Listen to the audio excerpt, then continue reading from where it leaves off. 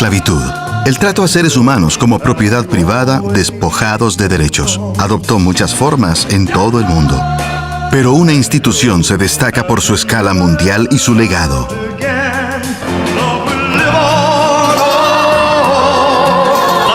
Pero el comercio atlántico de esclavos comenzó a fines del siglo XV con el asentamiento de colonias portuguesas en África Occidental y las españolas en América. En las nuevas colonias se cultivaban caña de azúcar, tabaco y algodón, cultivos laboriosos, y no había suficientes colonos o sirvientes para cultivar todas esas nuevas tierras. Se esclavizó a los nativos americanos, pero muchos murieron por enfermedades, mientras que otros resistían. Para satisfacer la demanda de mano de obra, los europeos miraron hacia África. En África ya existía la esclavitud, una práctica que adoptaba muchas formas. Inventario, hay un ejemplar que estoy interesado en adquirir.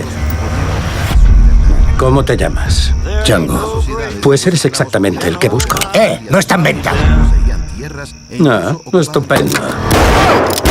Pero cuando los blancos llegaron ofreciendo mercaderías, armas y ron a cambio de esclavos, los reyes y comerciantes africanos dudaron poco.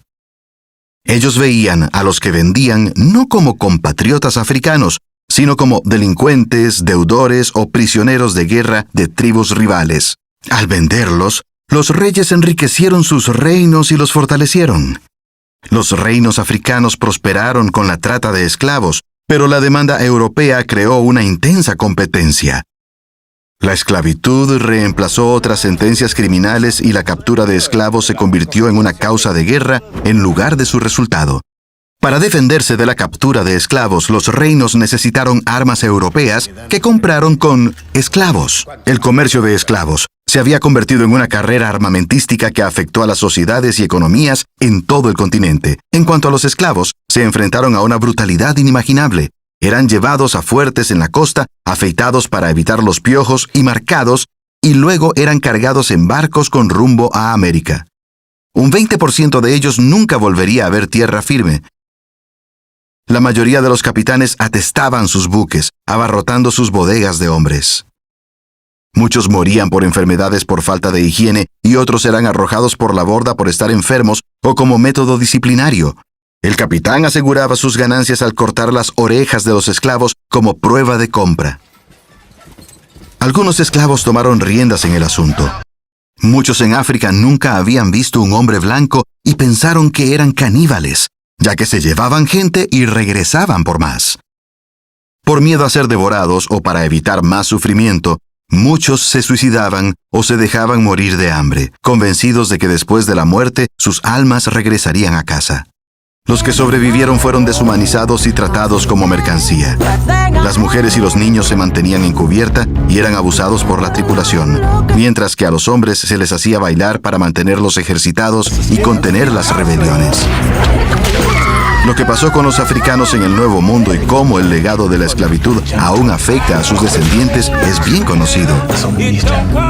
Pero se habla poco del efecto que tuvo la trata de esclavos en el futuro de África.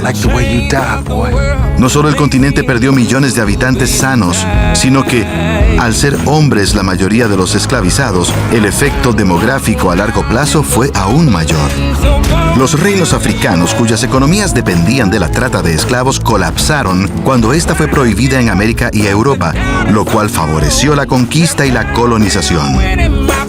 Además, la mayor competencia y la afluencia de armas europeas avivaron la guerra y la inestabilidad que continúan hasta hoy. El comercio atlántico de esclavos también contribuyó al racismo.